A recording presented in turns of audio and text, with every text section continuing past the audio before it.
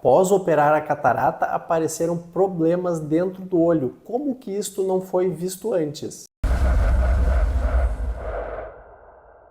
Tudo bom, pessoal? Aqui quem fala é Mário Bula, médico oftalmologista, cirurgião de retina. Seja mais uma vez muito bem-vindo ao canal Retina Vitrio, que é o canal mais completo sobre retina do YouTube. Hoje eu vou responder ao questionamento de vários seguidores aqui do canal em relação ao outro vídeo que eu fiz recentemente sobre causas de baixa de visão após cirurgia de catarata. E realmente muitas pessoas estão perguntando isto, por quê? Porque acontece às vezes do paciente operar catarata e não recuperar a visão.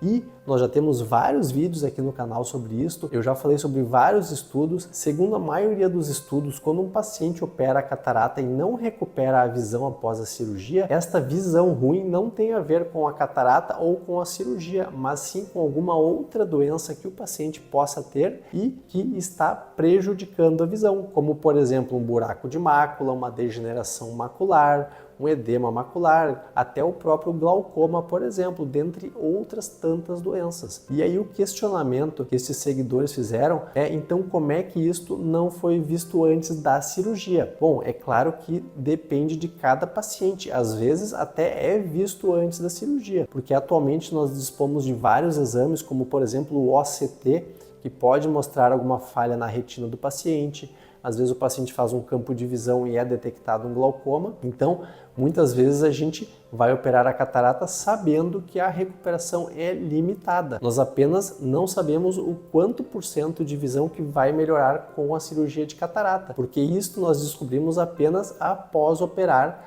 a catarata, ou seja, o paciente tem alguma alteração na mácula e nós não temos certeza se esta, por exemplo, o paciente fez os exames pré-operatórios, apareceu no OCT uma alteração na mácula.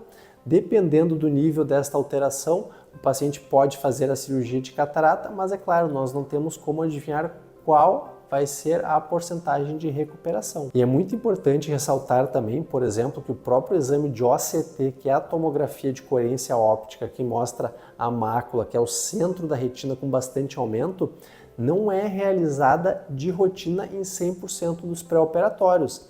É claro, isto varia muito de médico para médico. Eu, como retinólogo, como sou focado nesta área da retina, acabo fazendo o OCT sempre antes de operar catarata. Mas se nós olharmos inclusive as orientações da Academia Americana de Oftalmologia, o OCT não é considerado um exame obrigatório para todos os pacientes que vão fazer a cirurgia de catarata. É claro, se o médico está suspeitando de alguma coisa, ou se vai ser colocado uma lente do tipo bifocal ou trifocal, onde nós temos que ter certeza do estado da mácula, está indicado. Mas esta indicação em 100% dos pacientes não é preconizada por todos os guidelines de pré-operatório. E mais importante do que isto é porque a própria catarata é uma opacidade do cristalino. Ou seja, o cristalino, que é a lente natural, vai se tornando opaca. Se ela não estivesse opaca, provavelmente não seria necessária a cirurgia. E da mesma forma como esta lente opaca dentro do olho acaba atrapalhando a visão do paciente para fora, acaba atrapalhando também a visão do médico e dos exames para dentro. Então, muitas vezes nós vamos sim operar a catarata sem saber como está a situação da retina do paciente. Algumas situações onde realmente nós não enxergamos o fundo do olho, nós vamos pedir um exame de ecografia ocular para ter uma ideia de como está a situação lá atrás, pelo menos para saber se a retina está ou não descolada, por exemplo, mas com a ecografia ocular não é possível ver detalhes da retina. Então, principalmente em casos de cataratas mais avançadas, sim, nós só vamos ter uma ideia mais acertada da situação da retina após a cirurgia.